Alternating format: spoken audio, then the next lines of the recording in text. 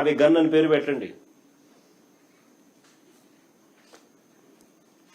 మచిలీపట్నం, విజయవాడ, గుంటూరు మావి గన్. సరే గన్ అంటే బాగుండదు నీకు, అది జగన్ అనేది గుర్తుకొస్తుంది లేదనుకుంటే సరే వేరే పేరు పెట్టండి.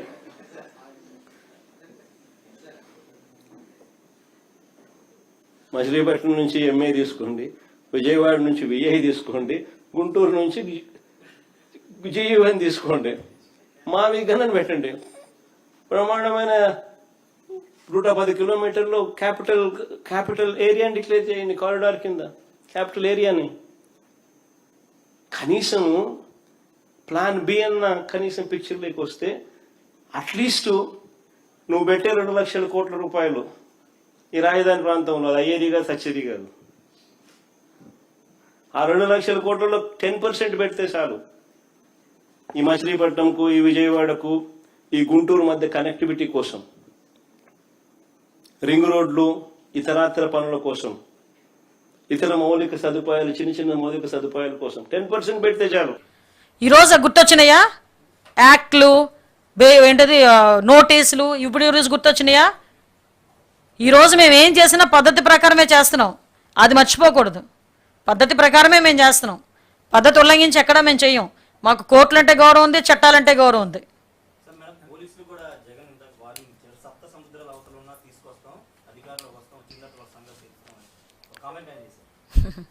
అంటే దాన్నే అంటారు వాడుకొని తెప్పతగలేసే రకం ఉంటుంది తెలుసా? ఏదంటారు ఏరు దాటాక తెప్పతగలేయడం అంటారు. మనోడేంటంటే 5 సంవత్సరాలు కొంతమంది పోలీసుల్ని ఎలా వాడుకున్నాడంటే ఇంటి దగ్గర కాపలాలకు పెట్టుకున్నాడు, మా ఇళ్ళ దగ్గర బందోబస్తులు పెట్టాడు, పరదాలు కట్టించుకున్నాడు. ఎందుకు పనికిరాని ఎదో పనులన్నీ చేయించాడు వాళ్ళ చేత, పోలీసుల చేత. ఈరోజు ఆ పోలీసులు చాలామంది ఆ పర్యవేశానం కింద సస్పెండ్ల ఇంట్లో కూర్చున్నారు, 3 IPS ఆఫీసర్లు. అర్థమైందా? ఈరోజు పోలీసుల మీద అంతా మంట వచ్చేసి సప్త సముద్రాలు దాటాను. కొన్ని అదే అంటారు కదా, దీన్నే అంటారు. అందుకే పోలీసులు కూడా అర్థం చేసుకుంటున్నారు ఇప్పుడు విషయం ఏం వాడికి భయపడాల్సిన అవసరమేం లేదు. నువ్వేం చేసుకోవాలనుకుని చేసుకో, మేము ఇప్పుడు అధికారంలో ఉన్నాం, మేము చేసే దాని గురించి భయపడిపోయి పోలీసుల మీద సప్త సముద్రాలు దాటి మేము పెట్టుకుంటాం, అలా పట్టుకుంటాం, ఇలా పట్టుకుంటాం. ఒకటి మాత్రం క్లియర్గా చెప్తున్నాం, ఎన్డీఏ గవర్నమెంట్లో ఎవ్వరూ కూడా ఒక కార్యకర్త కూడా చట్టాన్ని ఉల్లంఘించి పనిచేయడు. నీకు మరీ బరిదగించి ఉన్మాదుల్లా ప్రవర్తించే వాళ్ళు మా ఎన్డీఏ కూటమిలో లేరు, నీ దగ్గర ఉన్నారు. నీకు చెప్తున్నా, సోషల్ మీడియాలో నోటుకొచ్చినట్టు మాట్లాడి ఎలాగైనా ఒక పిచ్చ ఆనందం పొంది, రాక్షస ఆనందం పొంది, నేను ఎక్కడో కూర్చుంటాను, ఎక్కడో ఐడి పెట్టి నేను ఎక్కడో కామెంట్ పెడతాను, నన్ను ఎవడు ఏమి చేయలేడులే అనుకుంటే వాళ్ళకి చెప్తున్నా సప్త సముద్రాలు దాటున్నా కూడా మిమ్మల్ని. ఎందుకంటే ఆయన భయంలో బతికాడు, ఆయన తెలుసు తప్పు చేశారని. అధ్యక్ష ఆనాడు మహిళలు పెద్ద ఎత్తున పోరాడితే చూడండి అధ్యక్ష, మహిళల్ని పోలీస్ బూట్ కాలుతో తన్నారు అధ్యక్ష. ఏకంగా అధ్యక్ష మహిళలు జుట్టు పట్టుకుని లాగారు అధ్యక్ష. వాళ్ళు అడిగింది ఏంటి? మాకు న్యాయం చేయండి, ఆనాడు ప్రభుత్వం మాకు హామీ ఇచ్చింది, ఆ హామీకి మీరు కట్టుబడి ఉండాలని అడిగినందుకు జుట్టు పట్టుకుని వాళ్ళు లాగారు అధ్యక్ష. అంతేకాదు అధ్యక్ష, భూమి ఇచ్చిన దళిత రైతులకి సంఖ్యలేసి కోర్టుకి తీసుకెళ్లారు అధ్యక్ష. వీళ్ళు కృష్ణపాలెంకి సంబంధించిన, అంటే మంగళగిరి నా సొంత నియోజకవర్గానికి సంబంధించిన రైతులు అధ్యక్ష, సంఖ్యలేసి భూములు త్యాగం చేసిన రైతులకి సంఖ్యలేసి ఆనాడు జైలుకి పంపించే రోజులు చూసాం అధ్యక్ష. అధ్యక్ష నేను 2023లో యువగలం పాదయాత్ర చేశాను, రాజధానిలో కూడా నేను నడిచాను అధ్యక్ష. ఆనాడు రైతుల్ని కూడా కలుస్తాం జరిగింది. వాళ్ళందరికీ ఒకటే చెప్పాను, తెలుగుదేశం విధానం వెరీ క్లియర్, ఒకే రాష్ట్రం ఒకే రాజధాని అభివృద్ధి వికేంద్రీకరణ అని ఆనాడు చెప్పిన అధ్యక్ష. ఈరోజు ఎన్డీఏ కూడా దానికి కట్టుబడి ఉంది అధ్యక్ష. అంతేకాదు అధ్యక్ష, ఆనాడు జరుగుతున్న ఉద్యమం చూపించడానికి మీడియా మిత్రులు వెళ్ళి వీడియోలు తీసి చూపిస్తే అధ్యక్ష వాళ్ళపైన కూడా కేసులు పెట్టారు అధ్యక్ష. ఒక్క ఈటీవీ విలేకరి పైన అటెంప్ట్ రేప్ కేసు కూడా పెట్టారు అధ్యక్ష. అంటే ఎవరిని వదిలిపెట్టలేదు, రైతులపైన కేసులు పెట్టారు, ప్రతిపక్షంలో పోరాడుతున్న ప్రజాప్రతినిధులపైన కేసు పెట్టారు, ఇంకా మీడియా మిత్రులపైన కూడా ఆనాడు కేసులు పెట్టి ఎట్టి పరిస్థితుల్లో గొంతు నొక్కాలని ప్రయత్నించారు అధ్యక్ష. కానీ ఉద్యమం మటుకు ఆగలేదు అధ్యక్ష. మళ్ళీ అంటున్నాడు పాదయాత్ర చేస్తాడని దొంగ మాటలు చెప్పేదానికి అధ్యక్ష. అందుకే 5 కోట్ల ఆంధ్రులు అప్రమత్తంగా ఉండాలని ఈ సభాముఖం నేను కోరుకుంటా అధ్యక్ష.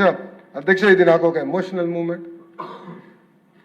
ఎందుకంటే 2019 నుంచి అమరావతి మీద శాసనసభ్యులు శాసన మండలి సభ్యులు అందరం పోరాడాం. ఆ రోజు ఉద్యమం చేశాం. వీళ్ళకి అహంకారం నడినెత్తి మీదకి వచ్చి కొట్టుకుంటా ఉంది. అహంకారం తీస్తాం, తోలు తీసి కింద కూర్చోబెడతాం. మీకు ఒళ్ళు ఒక్కొక్కళ్ళకి మీకు ఎక్కడెక్కడ ఉన్నాయో తెలియట్లా. మీకు అహంకారాలు పెరిగిపోయిన మీకు ఇష్టారాజ్యంగా చేయకండి. అహంకారంతో నడినెత్తి మీద కళ్ళు నెత్తికెక్కాయి మీకు.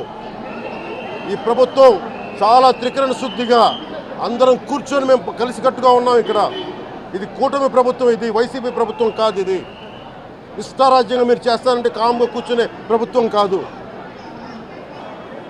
మీకు ఎలా చేస్తే ఎలా నియంత్రిస్తే మీకు కిందకు వస్తారో మేము చేస్తాం. మీరు గాల్లో విహరిస్తూ ఉన్నారు. 11 సీట్లు వచ్చి ఇంకా గాల్లో విహరిస్తున్నారు.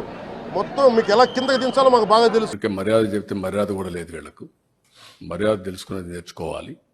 ఇంకొకసారి మాట్లాడితే ఆ నాలుకలు తాళాలు వేయాల్సి వస్తుంది. వాట్ నాన్ సెన్స్, ఏంటి తమాషగా ఉంది. ఇన్నింటి వాస్తవాలు లెక్క పెట్టుకుంటూ రాజకీయం కోసం అసహ్యమైన రాజకీయాలు చేస్తారా మీరు? కకృతి రాజకీయాలు పడతారా మీరు?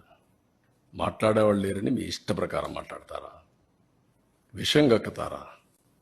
ఎందుకంటే విషం కక్కడం మీరు చేసిన ఏదో పనులకి మాటలా చెప్పాలంటే నేల మీద ముక్కు పెట్టి రాసుకోవాలి. మీరు తప్పుడు పనులు చేసి కొంచెం పాలిష్డ్గా మాట్లాడుతున్నాం.